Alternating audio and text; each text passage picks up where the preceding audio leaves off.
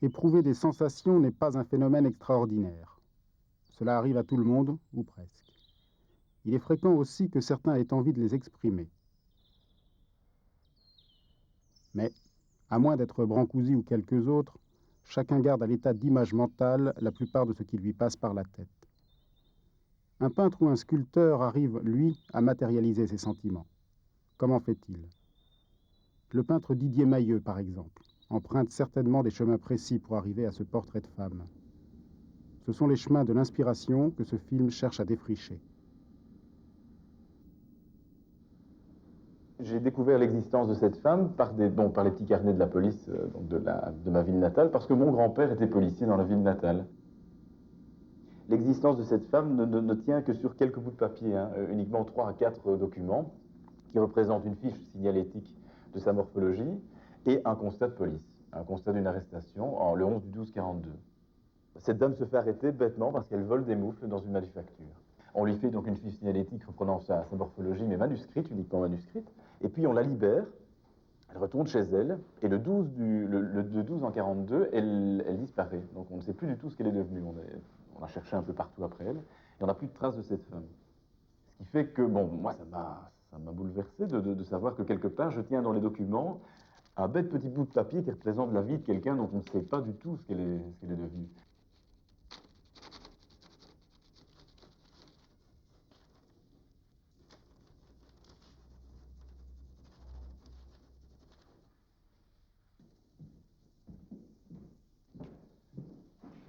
Voilà, donc là c'est le lieu où je travaille la plupart de mes dessins, la plupart de mes travaux autour des personnages. Alors ça c'est la feuille de route dont je parlais tout à l'heure, donc la fiche signalétique représentant donc la morphologie, la corpulence et l'âge, la taille, les cheveux, les sourcils, le front, les yeux, le nez, enfin toute sa fiche signalétique. Alors ça, j'ai essayé j'ai essayé de lui faire son portrait robot. Alors ça, c'est son premier portrait robot physique, dans le fond, essayer de lui trouver complètement sa morphologie totale. Donc elle est même numérotée, j'ai essayé de trouver des canons un peu comme les canons grecs qu'on retrouve dans les bouquins, sauf qu'ici, bon, ben, j'ai voulu la rendre la plus proche possible de ce personnage. Je suppose qu'elle devait être plus ou moins comme ça, quoi. Donc ça, c'est son portrait. C'est un fusain sur des feuilles millimétrées pour essayer d'être le plus précis possible. Alors à partir de là, j'ai fait un zoom un peu sur son visage et j'ai essayé de représenter son visage qui se trouve donc de l'autre côté de la pièce. Là, je vais vous y amener, voir un petit peu. Donc voilà Anna, vue de dos, vue de profil face. Et alors la voici. Ça, c'est un portrait beaucoup plus sombre. Il existe beaucoup plus clair aussi, mais bon, pour l'instant, il est en voyage, ce portrait, donc il n'est pas ici. Mais voilà, donc ça, c'est le portrait d'Anna retravaillé. Alors, la technique employée, c'est une technique assez particulière parce que j'essaie, dans le fond, étant donné qu'on n'a pas du tout de document photo de cette personne, j'essaie de lui fabriquer un document photographique, un document le plus proche possible d'un document administratif, un document policier. Ce qui fait donc que je fais, par exemple, toute une série de dessins de la morphologie d'Anna, et après les dessins, je coule de la paraffine sur mes grands dessins, et je photographie toutes les étapes de la disparition du dessin. Parce que la paraffine se fige à un certain moment, c'est-à-dire elle se pacifie. Elle est très très laiteuse au début, quand elle est très chaude, et au moment où elle se refroidit, elle devient beaucoup plus laiteuse et beaucoup plus floue. Ce qui fait que le personnage devient de plus en plus distant de moi. Donc le portrait d'Anna devient de plus en plus autonome puisqu'il devient distant de moi. Donc quelque part, c'est plus simplement un prolongement de ma main. C'est plus une caricature dans le fond de ce que je pourrais être moi-même. C'est pas un autoportrait. Dans le fond, elle devient réellement un personnage à son identité propre. Donc ce qui fait que la photographie que je choisis dans le fond du document dessiné, je choisis les étapes ultimes avant la disparition dans le fond définitif du dessin de base. Et j'obtiens dans le fond donc des résultats comme ceci. Bon, alors le travail que j'ai fait ici, c'est un travail donc dessiné, photographié et retravaillé avec de l'encre de Chine. C'est-à-dire que donc je mets dans mon révélateur de l'encre de Chine, je développe à l'éponge, je retravaille, mais c'est un dessin. Et pour moi, c'est fort important que ce ne soit pas une photographie d'une autre personne. Parce qu'elle est quand même quelque chose qui est une partie de moi-même, quelque part.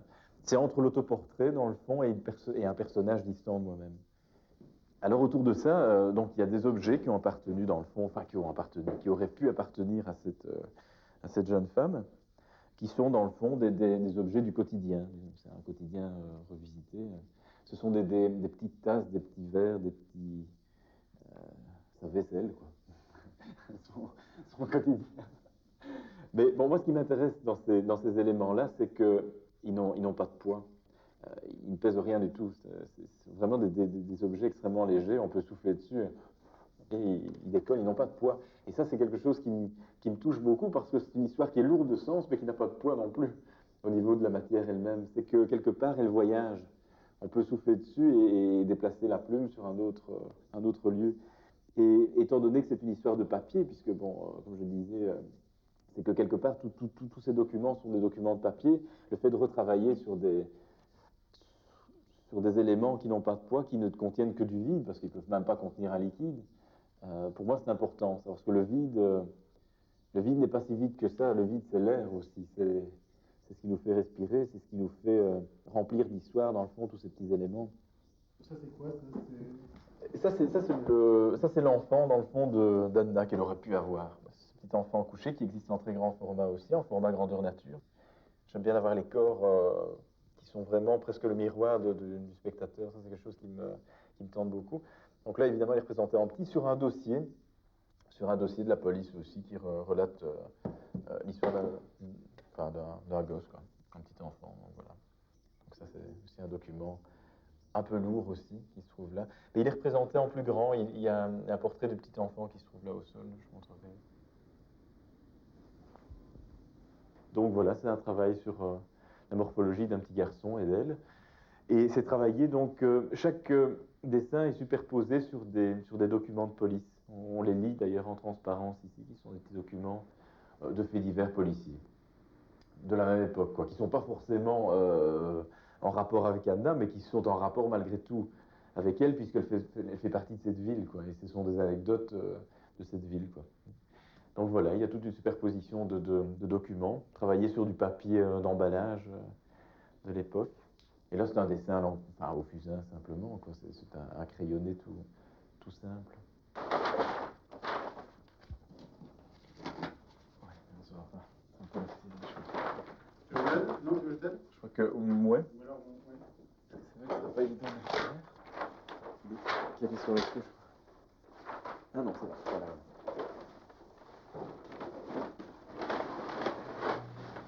Voilà, ça c'est une partie de la morphologie de la vue de dos. Je les ai fait grandeur nature, il y en avait assez bien.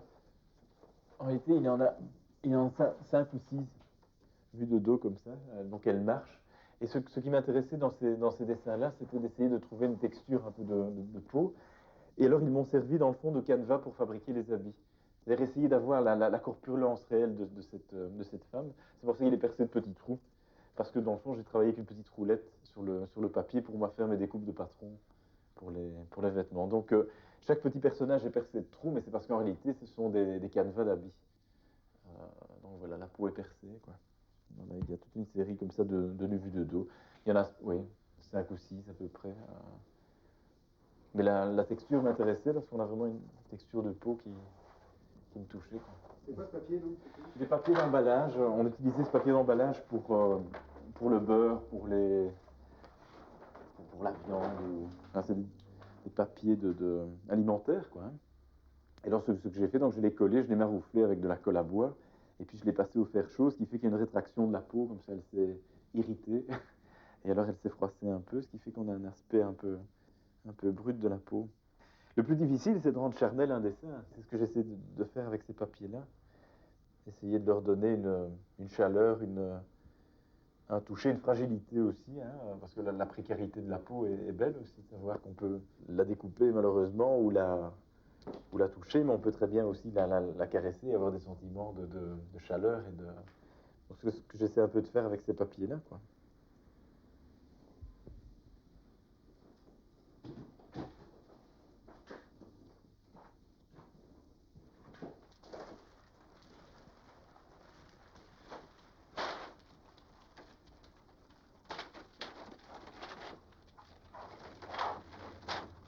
Voilà, donc je conçois un petit peu les vêtements un peu comme des livres, comme des pages de livres, des couvertures de livres. Donc j'essaie dans le fond de l'habiller, de la protéger avec des petits vêtements de papier. Morphologie.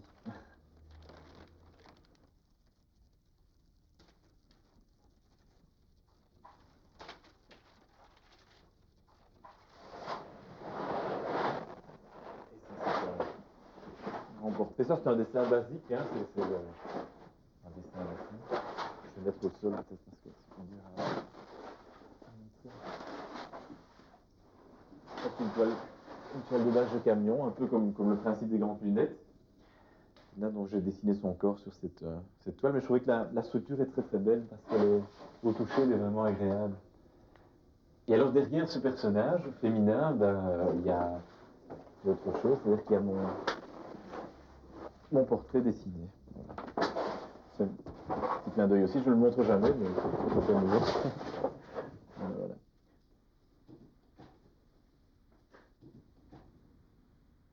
Voilà, donc ça c'est un tableau enfin c'est un tableau que je tiens énormément. Enfin, je ne vendrai pas non plus parce que c'est un tableau que j'ai envie de garder parce que c'est une espèce de double personnalité d'Anna, quoi. C'est un peu mon autoportrait, quoi. Enfin, dédoublé. Mais il est toujours exposé face à Anna. Je ne montre jamais l'autre côté, donc c'est assez rare.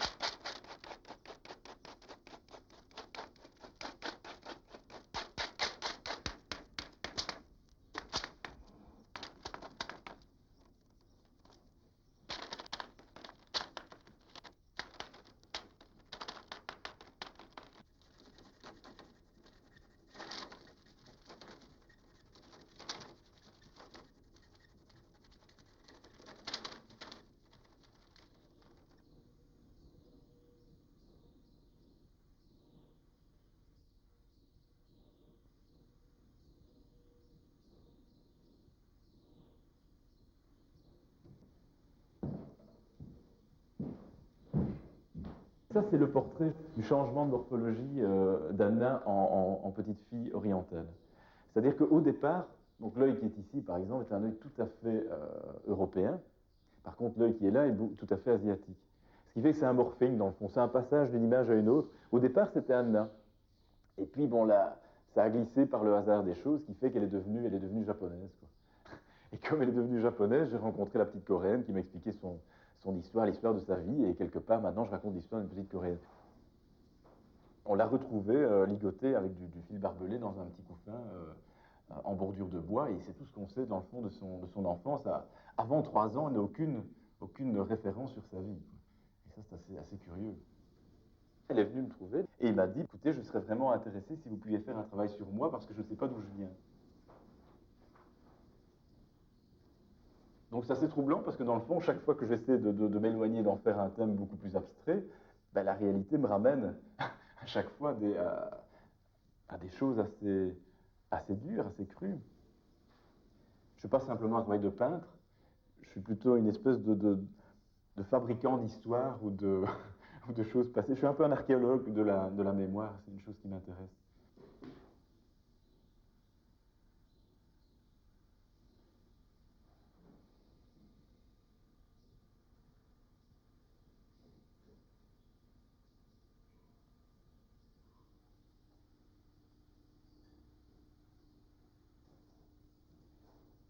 Pour redonner une identité à ces personnages, Didier Mahieu laisse la réalité faire irruption dans son univers.